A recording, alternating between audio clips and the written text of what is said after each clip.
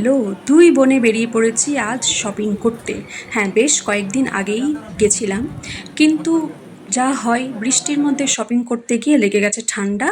তো যাই হোক, সেই কারণে ভিডিওটা দিতে একটু লেট হয়ে গেল। I am extremely sorry. তো হ্যাঁ, কলকাতা যাওয়ার কথা ছিল এবারে শপিং করতে, বাট যা হলো না, ক্যান্সেল হয়ে গেল বৃষ্টির জন্য। তো এই যে বেরিয়ে পড়েছি, সেদিনও হালকা বৃষ্টি পড়ছিল। তো হ্যাঁ, যাই হোক, দুই বোনে বেরিয়ে পড়েছি আর ফার্স্টেই গেছি শ্রীলেদার্স।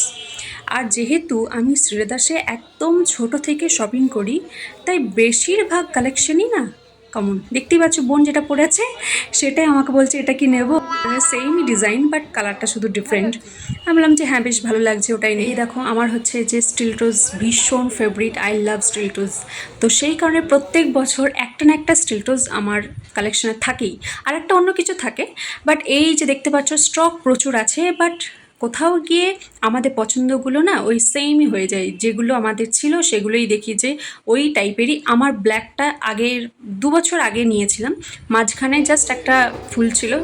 আর এই যে দেখো, এটাও আমি কিন্তু আগের বছর নিয়েছি, সেমই, সব কিছু সেম। আমার তো মনে হয় মাঝে মধ্যে সিলেদার্স একটু কমপ্লেন করে আসে যে একটু ডিফারেন্ট কিছু বের করো না, এই একই কেন ডিজাইনগুলো থাকা। আর এই দেখো, এটাও নিয়েছিলাম আগের বছর। আর এটা দেখতে পাচ্ছ, এই দেখো। তো এবারে এই সেম ডিজাইন দেখে তো আমার একদমই পছন্দ হয় না। আর এই যে আমার অবস্থা বুঝতেই পারছো, আমি বুঝতে পারি না যে এরা কেন ডিফারেন্ট ডিফারেন্ট ট্রাই করে না। হয়তো অনেক কিছু আছে, বাট সেইগুলো পছন্দ মতো হচ্ছে না। আর যেহেতু আমি সিলেদার্স থেকেই প্রেফার করি কিনতে, কেন কি বাটা বা অন্য জায়গা থেকেও না কিনেছি আগে, কিন্তু দাম প্রচুর, টিকসই নয়। কিন্তু এখানে হচ্ছে যে একটা জিনিস আমার ভালো লাগে, যে একদমই পকেট ফ্রেন্ডলি এবং হচ্ছে টিকসই, যেটা অন্তত থাকা দরকার বলে মনে হয়। তো সেই কারণেই ওটাই নিলাম। আর অন্য কিছু পছন্দ হচ্ছিল না, তো এখানে বসে বসে ভাবলাম যে ঠিক আছে, চলো খাদিমে এবছর আর একটা নিয়ে নিই। তো হ্যাঁ, তারপরে বেরিয়ে খাদিম গেছিলাম। আর এই যে চলে এসেছি দাওয়াত বিরিয়ানিতে। আমরা দুজনেই ফার্স্ট টাইম এলাম। তো আমি বোনকে বলছি চল ওই কর্নারের দিকে চল, এখানে বেশ ছবিটা ভালো আসবে, দেখতে বেশ ভালো লাগবে। আর যেহেতু আমরা একটা মধ্যেই চলে এসেছিলাম, তো সেই কারণে বেশ ফাঁকাই ছিল আর আমাদের বেশ ভালোই লাগছিল। আর বোনকে বলতে বলতেই দেখো আমি চলে এসেছি ওর কাছে। বলছে তুমি কি আমার মুখের মধ্যে চলে আসছো নাকি? আমি বলছি দেখ পিছনে ব্যাকগ্রাউন্ডটা কী সুন্দর লাগছে, তো ছবিগুলো বেশ ভালো আসবে। হ্যাঁ, রেটটাও কিন্তু এখানে ঠিকঠাকই আছে। আমরা নিয়েছিলাম মাটন বিরিয়ানি উইথ চিকেন চাপ। হ্যাঁ, অর্ডার তো দিয়ে দিয়েছি। আর এই দেখো চলে এসছে আমাদের biryani. Yes, I love biryani. Actually বোন অতটাও পছন্দ করতো না আগে, বাট এখন আমার পাল্লায় পড়ে যেখানেই যাই, যখন যেখানেই যাই, শুধু বিরিয়ানি ওকে খাওয়াই। তো সেখানে ও এখন বিরিয়ানি লাভার হয়ে গেছে। তো হ্যাঁ, বেশ ভালোই ছিল। চিকেন চাপটাও খুবই সুন্দর ছিল, আর মাটনটা তো জাস্ট ওয়াও ছিল।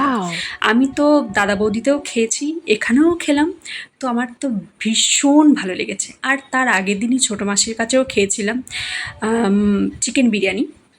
তো হ্যাঁ, বিরিয়ানিটা বেশ আমার কয়েকদিন ধরেই খাওয়া হলো। আমি বোনকে বলছি যে এটা একটা ভিডিও করে দে। ও আমাকে বলছে যে যা লাগছে তোমাকে। হ্যাঁ, তো যাই হোক, এখান থেকে আমরা বেরিয়ে আবার গেছিলাম ড্রেস কিনতে, কারণ জুতো তো হয়ে গেছে। তো এই যে চলে এসেছি এম বাজারে। তো এম বাজারেও অন্য বছর কালেকশন বেশ ভালো থাকে, এবছর না কোথাও গিয়ে কোথাও ভালো কিছু পাচ্ছি না। তো হ্যাঁ, সেই মতো এখানে চলে এসেছি ডেফিনেটলি দেখতে যে কী আছে না আছে, ভালো পাই কি না। কিন্তু হ্যাঁ, যা হয় একদমই পেলাম না। আর একটা জিন্স নিয়েছি এখান থেকে, কিন্তু এত ভিড়, তাই ওখানে আর ভিডিও করতে পারিনি। তারপরে চলে এসেছিলাম ভিমার্টে।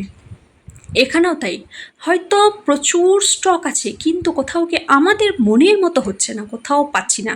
আর আমি এবছর সারারা কিনবো বলে ঠিক করেছি, কিন্তু কোথাও পাচ্ছি না। তো এই যে জিন্স টপ, এটা আমি এখানে ট্রায়াল দিচ্ছি, যেহেতু এখানে এটা ভিমার্টে ফাঁকা ছিল, তো এখানেই আমি একটু ভিডিও করলাম। এই জিন্সটা দেখলাম যে চুজি হচ্ছে, ক্যান্সেল। তারপরে এটা পরলাম, এটা দেখছি যে একটু অন্যরকম। বলো তো কোনটা ভাল লাগছে? কোনোটাই ভাল লাগছে না। তো কী তাই তো বলো তো, আমার এটাই ভাল লাগছে না। হ্যাঁ, এই জিন্সটা নিয়েছিলাম এম বাজার থেকে, আর টপটা নিয়েছিলাম বাজার কলকাতা থেকে।